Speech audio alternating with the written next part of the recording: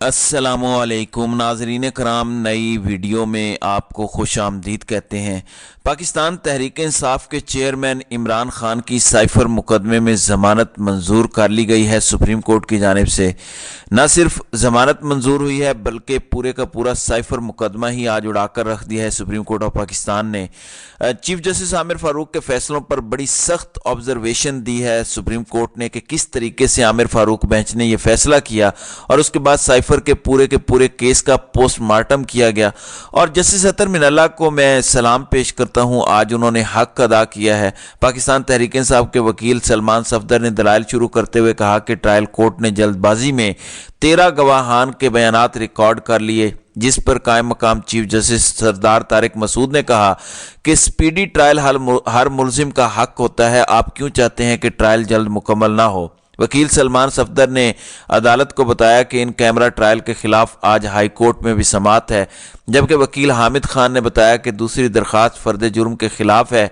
कायम मकाम chief justice ने रिमार्क्स दिए कि जो फर्द जुर्म चैलेंज की थी वो हाई कोर्ट ख़त्म कर चुकी है, नई फर्द जुर्म पर पुरानी कार्रवाई का कोई असर नहीं होगा। वकील हामिद खान ने कहा कि ट्रायल अब भी उसी चार्जशीट पर हो रहा है जो पहले थी। तो कायम मकाम चीफ जस्टिस ने कहा कि पुरानी चार्जशीट के खिलाफ दरखास्त गैर मौसर हो चुकी है, नई फर्द जुर्म पर एतराज़ है तो हाई कोर्ट में चैलेंज करें। वकील हामिद खान ने इस्तदा की कि मुनासिब होगा आज हाई कोर्ट के फैसले का इंतज़ार किया जाए। वकील सलमान सफदर ने कहा कि ऐसा ना हो कि आइंदा समाअत तक ट्रायल मुकम्मल हो जाए। वकील साबिक चेयरमैन पीटीआई ने कहा कि शाम 6 बजे तक ट्रायल चलता है। वकील सलमान सफदर ने कहा कि अदालती औकात कार के बाद भी ट्रायल चलाया जाता है। तो सरदार तारिक मसूद ने कहा कि लोग कहते हैं कि हमारे केस चलते नहीं हैं, आपका केस चल रहा है तो आपको इतराज़ क्या है, फर्द जुर्म वाली दरख्वास्त गैर मौसर होने पर निपटा देते हैं। तो वकील सलमान सफदर ने कहा कि हामिद खान दरख्वास्त में तरमीम कर चुके हैं, अब उसे नई दरख्वास्त के तौर पर लिया जाए। जस्टिस मंसूर अली शाह ने कहा कि तरमीम शुदा दरख्वास्त भी हाई कोर्ट से पहले हम कैसे सुन सकते हैं, साइफर केस में 13 दिसंबर को फर्द जुर्म चैलेंज की नहीं गई। हामिद खान ने कहा कि आज ही हाई कोर्ट का इंतजार किया जाए। कायम मकाम चीफ जस्टिस ने कहा कि हाई कोर्ट बरी कर दे तो भी इस दरख्वास्त पर कुछ कर नहीं सकते, फर्द जुर्म के खिलाफ दरख्वास्त गैर मौसर हो चुकी है। वकील हामिद खान ने कहा कि आज इल्तिवा दे दें, आइंदा समाअत पर शायद वापस ले लूं। सरदार तारिक मसूद ने कहा कि केस मुलतवी हुआ तो जमानत वाला भी साथ ही होगा। साइफर केस में फर्द जुर्म आयद करने के खिलाफ दरख्वास्त पर सुप्रीम कोर्ट ने समाअत मुलतवी की। शाह महमूद कुरैशी की जमानत का बताया गया कि अभी तक उस पर नोटिस नहीं हुआ, तो अदालत ने कहा कि उस पर भी नोटिस कर देते हैं और आज इस पर आर्ग्यूमेंट्स होंगे। साथ ही जब समाअत शुरू हुई तो दौरान समाअत जस्टिस अतर मिनल्ला ने कहा कि साइफर कोड्स की सूरत में आता है, वजारत खारजा कभी भी कोड्स पर मबनी साइफर वजीर आजम को नहीं देता। वजारत खारजा वजीर आजम को साइफर का तर्जमा या जिस पर ब्रीफिंग देती है या उस पर ब्रीफिंग देती है। वकील साबिक वजीर आजम सलमान सफदर ने कहा कि साइफर कोड्स हर माह तब्दील होते हैं, साइफर का अंग्रेजी तर्जमा मुतलका लोगों तक पहुंचाया जाता है। जस्टिस मंसूर अली शाह ने इस्तफसार किया कि प्रोसिक्यूशन का क्या कहना है कि साइफर केस के साथ किसके साथ शेयर किया। मंसूर अली शाह ने पूछा कि प्रोसिक्यूशन का केस क्या है कि साइफर किसके साथ शेयर किया गया। सलमान सफदर ने कहा कि साइफर किसी के साथ शेयर नहीं किया गया।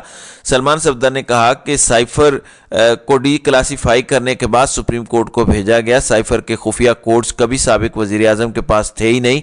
जस्टिस अतर मिनल्ला ने कहा कि वजारत खारजा साइफर से मुतल्लिक हुकूमत को आगाह करती है ताकि खारजा पॉलिसी में मदद मिल सके। ऑफिशियल सीक्रेट एक्ट का मकसद ही यही है कि हसास मालूमात बाहर किसी को ना जा सकें।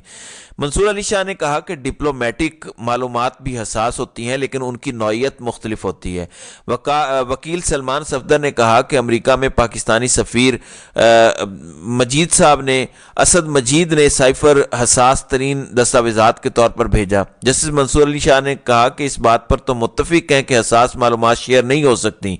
सलमान सफदर ने कहा देखना यही है कि हसास मालूमात शेयर हुई भी हैं या नहीं। सलमान सफदर ने कहा कि साबिक वजीर आजम के खिलाफ सजाए मौत या उम्र कैद की दफात आयद नहीं होती।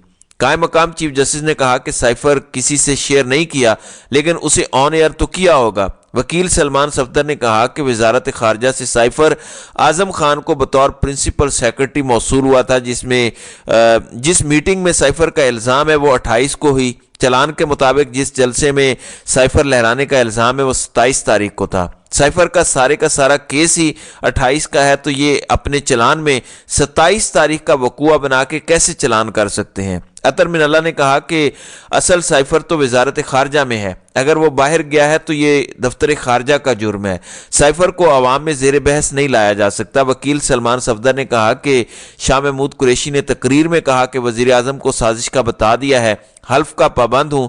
اس بیان کے بعد شاہ محمود قریشی 125 دن سے جیل میں ہے۔ سلمان صفدر نے کہا کہ سابق وزیر اعظم نے جلسے میں کہا تھا میرے پاس یہ خط سازش کا ثبوت ہے، جلسے میں کہیں نہیں کہا کہ سائفر میں کیا ہے اور کہاں سے آیا ہے۔ ایک طرف کہتے ہیں سائفر پبلک کیا، ساتھ ہی کہتے ہیں ان کیمرہ ٹرائل ہونا چاہیے۔ اطہر من اللہ نے استفسار کیا کہ سابق وزیر اعظم کو جیل میں رکھنے سے معاشرے کو کیا فائدہ ہوگا؟ سلمان صفدر نے کہا کہ دفعہ 164 کا بیان ملزم کا اعترافی بیان ہوتا ہے۔ اعظم خان کے اہل خانہ نے ان کے گمشدگی کا مقدمہ درج کروایا۔ اعظم خان 2 ماہ تک لاپتہ رہے۔ یہ اغوا برائے بیان کا واقعہ ہے۔ سردار طارق مسعود نے کہا کہ اغوا برائے تاوان تو سنا تھا، اغوا برائے بیان کیا ہوتا ہے؟ سلمان صفدر نے کہا میرے لیے سب سے آسان الفاظ اغوا برائے بیان کے ہی تھے۔ تو سردار طارق مسعود نے کہا اغوا برائے بیان ایک نئی اصطلاح ہے۔ سلمان صفدر نے کہا کہ اعظم خان نے بیان دیا کہ سابق وزیر اعظم سے سائفر مانگا تو انہوں نے کہا گم ہو گیا ہے۔ سابق وزیر اعظم نے ملٹری سیکرٹری کو بھی سائفر تلاش کرنے کا کہا۔ اطہر من اللہ نے کہا کہ اعظم خان کے بیان میں واضح ہے کہ وزیر اعظم کے پاس موجود دستاویز سائفر نہیں تھی۔ سلمان صفدر نے کہا کہ اعظم خان نے کہا کہ ان کی موجودگی میں ہی بنی گالہ میں وزارت خارجہ نے بریفنگ دی۔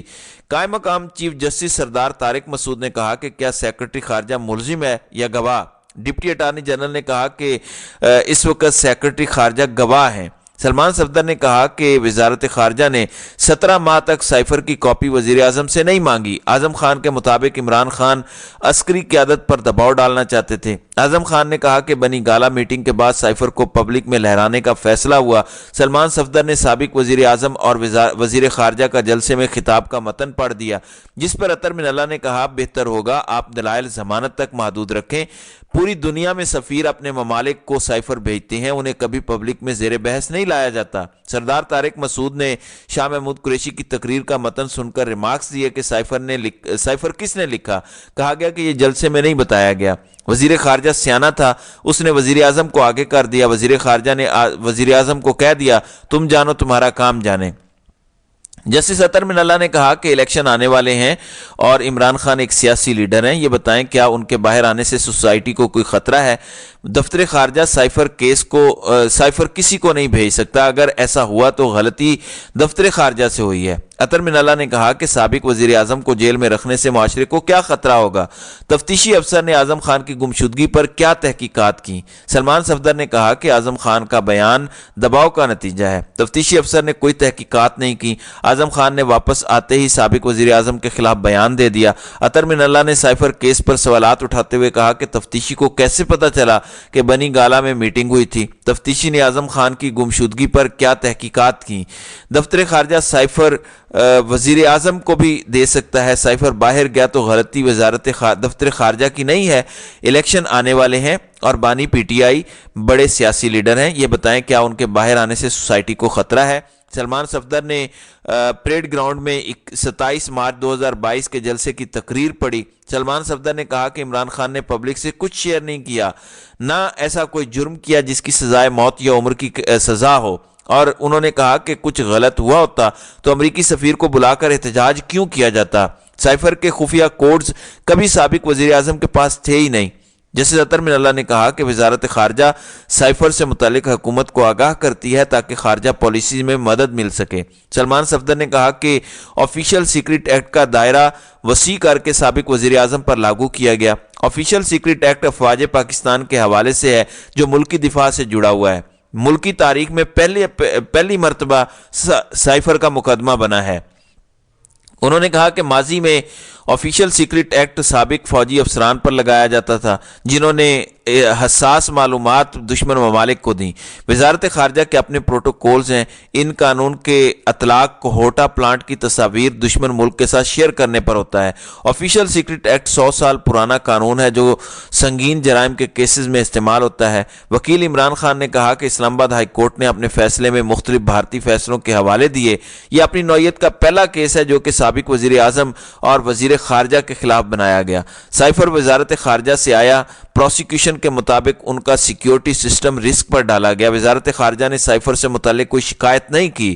سلمان صفدر نے کہا کہ سابق وزیر اعظم کو سیاسی انتقام کا نشانہ بنایا جا رہا ہے۔ رانا ثناء اللہ نے بطور وزیر داخلہ FIA کو تحقیقات کرنے کا کہا۔ عطر من اللہ نے کہا کہ سائفر کوڈز کی صورت میں آتا ہے، وزارت خارجہ کبھی بھی کوڈز پر مبنی سائفر وزیر اعظم کو نہیں دیتا۔ وزارت خارجہ وزیر اعظم کو سائفر کا ترجمہ یا اس پر بریفنگ دیتی ہے۔ سلمان صفدر نے کہا کہ سائفر اس وقت بھیجا جاتا ہے جب کوئی اہم بات وزارت خارجہ کو بتانا مقصود ہو۔ سائفر کوڈز ہر ماہ تبدیل ہوتے ہیں۔ سائفر کا انگریزی ترجمہ متعلقہ لوگوں تک پہنچایا جاتا ہے۔ یہاں پر جسٹس منصور علی شاہ نے ایک اہم سوال پوچھا کہ سائفر معاملے پر غیر ملکی قوتوں کو کیسے فائدہ پہنچا؟ جو دستاویزات آپ دکھا رہے ہیں اس کے مطابق تو غیر ملکی طاقت کا نقصان ہوا ہے۔ اس پر عطر من اللہ نے کہا کہ کیا حکومت 1970 اور 1977 والے حالات چاہتی ہے؟ کیا نگران حکومت نے آپ کو ضمانت کی مخالفت کرنے کی ہدایت کی ہے؟ ہر دور میں سیاسی رہنماؤں کے ساتھ ایسا کیوں ہوتا ہے؟ سابق وزیر اعظم کے جیل سے باہر آنے سے کیا نقصان ہوگا؟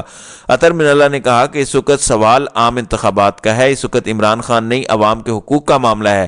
سابق وزیر اعظم پر جرم ثابت نہیں ہوا، وہ معصوم ہیں۔ دوبارہ سنیں، سابق وزیر اعظم پر جرم ثابت نہیں ہوا، وہ معصوم ہے۔ اس پر رضوان عباسی نے کہا کہ بھارت میں سائفر لہرانے پر بہت واویلا ہوا تھا۔ عطر من اللہ نے کہا کہ کل بلوچ فیملیز کے ساتھ جو کچھ ہوا اس پر واویلا نہیں ہوا۔ عطر من اللہ نے کہا ایک طرف آپ کہتے ہیں کہ مقدمہ ان کیمرہ چلے گا، دوسری طرف آپ تمام گواہان کے بیانات پڑھ کے سنا رہے ہیں۔ تو جسٹس منصور علی شاہ نے کہا کہ سزائے موت کی دفعات عائد کرنے کی بنیاد کیا ہے وہ واضح کریں۔ ابھی تک کسی گواہ کے بیان سے ثابت نہیں ہو رہا کہ کسی غیر ملکی طاقت کو فائدہ ہوا ہو۔ منصور علی شاہ نے کہا کہ پاک امریکہ تعلقات خراب ہونے سے کسی اور ملک کا فائدہ ہوا، اس کی تفتیش کیسے ہوئی ہے؟ تعلقات خراب کرنے کا FIR میں ذکر ہی نہیں۔ انڈیا میں ہماری جگ ہسائی ہوئی تو کسی اور وجہ سے بھی ہو سکتی ہے، اس پر کیا آپ آفیشیل سیکرٹ ایکٹ لگا دیں گے؟